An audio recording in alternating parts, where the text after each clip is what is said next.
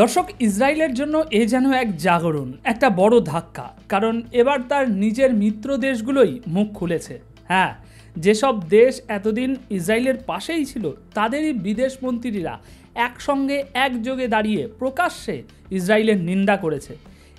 এই যৌথ বিবৃতি 2 পৃষ্ঠার, এখানে একে একে অনেক দেশের নাম আছে। আমি কিছু দেশের নাম আপনাদের সামনে তুলছি। দর্শক, Australia, Belgium, Canada, Denmark, Estonia, Finland, France, Iceland, Ireland, Italy, Japan, Latvia, Lithuania, Luxembourg, Netherlands, New Zealand, Norway, Poland, Portugal, Slovenia, Spain, Switzerland এবং যুক্তরাজ্য। হ্যাঁ, ব্রিটেন সহ এই 28টি দেশ এখন স্পষ্টভাবে বলেছে ইসরায়েলের কর্মকাণ্ড তারা আর সমর্থন করতে পারছে না। তারা বলেছে ইসরায়েল যেভাবে গাজায় মানবিক সাহায্য বিতরণের ব্যবস্থা করেছে সেটা অত্যন্ত বিপজ্জনক, আর এই অবস্থার কারণে মানুষ মারা যাচ্ছে।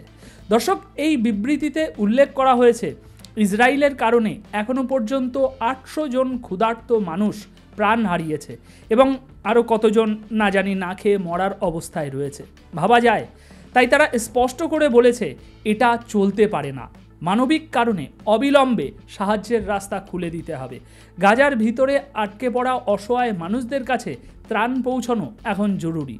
আর এখানেই শেষ নয়, এই দেশগুলো একযোগে ইসরায়েলের অবৈধ পরিকল্পনাকেও প্রত্যাখ্যান করেছে। মানে গাজার মানুষদের জোর করে সরিয়ে দেওয়া, তাদের তাড়িয়ে দেওয়া অথবা কোথাও আটকে রাখার পরিকল্পনা, এগুলোকে তারা মানবাধিকারের চরম লঙ্ঘন বলেছে। তারা বলেছে ইসরায়েল যেভাবে গাজার জমি দখল করে জনসংখ্যাগত পরিবর্তন ঘটাতে চাইছে তা তারা একেবারেই মেনে নিচ্ছে না। কিন্তু বন্ধুরা, এখানেই শেষ নয়। এই দেশগুলো শুধু ইসরায়েলকে নয়, হামাসকেও দোষী করেছে। তারা স্পষ্ট বলছে হামাস যেভাবে ইসরায়েলের মানুষদের বন্দি করে রেখেছে তা ভুল, এবং তারা জোরালোভাবে দাবি করেছে এই বন্দীদের অবিলম্বে মুক্তি দিতে হবে। দর্শক, পরবর্তী খবর হচ্ছে বন্দুকের গুলিতে মারা যাওয়া সেটা একটা মুহূর্তের ব্যাপার, কিন্তু ক্ষুধায় জীবন থমকে যায়। আর এখন গাজার ঠিক এই দৃশ্যটাই চলছে। গাজায় এই মানুষগুলো মরছে, কিন্তু সেটা গুলিতে নয়, তারা মরছে ক্ষুধায়, তৃষ্ণায়, অসহায়তায়। এই ছবিটা একবার দেখুন। আমি কিভাবে বোঝাবো বলুন তো দেখি। ওর সামনে দাঁড়িয়ে, ছেলেটার সামনে দাঁড়িয়ে কিছু বলাটাই যেন আজ বৃথা মনে হচ্ছে। ক্ষুধা এমন জায়গায় গিয়ে পৌঁছেছে যে গাজার মানুষ এখন পেটের ক্ষুধা থামাতে পেটের উপর পাথর বেঁধে রেখেছে। দেখুন দৃশ্য। দর্শক, এটা কি কল্পনা না এটা বাস্তব? 21 শতাব্দীতে এই পৃথিবীতে আমরা কি দেখছি? কিন্তু প্রশ্ন হচ্ছে ওরা কারা? সেই নরপিশাচগুলো কারা যারা এইসব দেখে চুপ থাকে, যাদের কানে আজও কোনো শব্দ পৌঁছায় না? আরও ভয়ানক ব্যাপার হলো, এমনও কিছু মানুষ আছে যারা এসব দেখে উল্টো আনন্দ পায়। ওদের মনে হয় এরা এখনও বেঁচে আছে কেন, এদের তো মরে যাওয়ার কথা। এমন মানুষ শুধু দূরে নয়, আপনার আশেপাশেই আছে। চিনে রাখুন ওদের, মনে রাখুন কে কার পক্ষে দাঁড়াচ্ছে আর কে নীরব থেকে এই বর্বরতাকে উৎসাহ দিচ্ছে। ভাবুন তো একবার। এই যে পরের খবরটা দেখুন। মাত্র 24 ঘন্টার মধ্যে ইসরায়েল 134 জন ফিলিস্তিনিকে আবার হত্যা করেছে। একদিনে 134টা প্রাণ। এখন শুনুন আরও একটা খবর।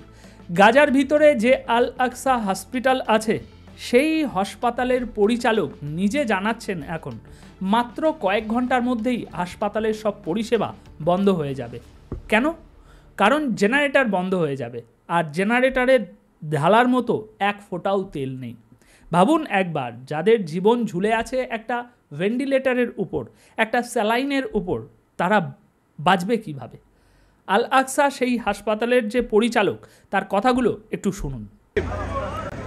عاجل مستشفى شهداء الأقصى مهدد بالخروج عن الخدمة خلال الساعات القليلة القادمة بسبب نفاذ الوقود. يحذر مستشفى شهداء الأقصى من توقف وشيك عن العمل خلال الساعات القليلة القادمة نتيجة দর্শক, এই মুহূর্তে গাজায় যা ঘটছে তা ইতিহাসে লেখা থাকবে। লজ্জার অধ্যায় হিসাবে। গাজার পক্ষ থেকে অফিসিয়ালভাবে জানানো হয়েছে আজকের দিন পর্যন্ত গাজার 86% মানুষ তাদের ঘর ছেড়ে পালিয়ে যেতে বাধ্য হয়েছে। নিজের ভিটেমাটি, নিজের বাড়ির দেওয়াল সব ছেড়ে এখন তারা শরণার্থী। এদিকে ইসরায়েলের ভেতরেও ভাঙন শুরু হয়েছে। ইয়াইয়ার ল্যাপিড নিজেই বলেছেন ইসরায়েলের বর্তমান সরকার মানে নেতানিয়াহুর সরকার যেভাবে সিরিয়ায় হামলা চালিয়েছে তা একদমই অপ্রয়োজনীয় ছিল, বরং এই সিদ্ধান্ত পরিস্থিতিকে আরও বিপজ্জনক করে তুলেছে, এমনকি ইসরায়েলের নিজের জন্যও। এদিকে এখন ইসরায়েল এই প্রথমবারের মতো স্বীকার করেছে তাদের ম্যান পাওয়ারের সংকট তৈরি হয়েছে। হ্যাঁ, ময়দানে যুদ্ধক্ষেত্রে তাদের কাছে যথেষ্ট সেনা নেই সহায়ক দল, নেই পূর্ণ প্রস্তুতি। মানে এত বড় যন্ত্র, এত অস্ত্র, এত প্রযুক্তি, তবুও আজ মানুষের ঘাটতিতে ভুগছে ইসরায়েল। দর্শক, এখানেই শেষ নয়। ওয়াল স্ট্রিট জার্নাল, আমেরিকার এক শীর্ষস্থানীয় সংবাদ মাধ্যম, তারা এক ইসরায়েলি সেনার বক্তব্য প্রকাশ করেছে। নাম প্রকাশ না করে সেই সেনা নিজেই স্বীকার করেছে, আমরা গাজায় গুলি চালিয়েছি এমন মানুষদের দিকেও যারা সাহায্য নিতে এসেছিল, যাদের হাতে ছিল সাদা পতাকা, যার মানে শান্তি, যার মানে আত্মসমর্পণ, তবুও তাদের লক্ষ্য করে গুলি ছোড়া হয়েছে। এটাই হলো আজকের ইসরায়েল। ঘরছাড়া মানুষ, অপ্রয়োজনীয় যুদ্ধ, সেনার স্বীকারোক্তি আর সাদা পতাকার রক্তে মাখা ইতিহাস। দর্শক, আপনি কি ভাবছেন এ বিষয়ে কমেন্টে অবশ্যই লিখে জানান। এই কথাগুলোকে ছড়িয়ে দিন, মানুষকে জানতে দিন। পারলে ভিডিওটিকে অবশ্যই শেয়ার করবেন। ধন্যবাদ আপনাদের সকলকে।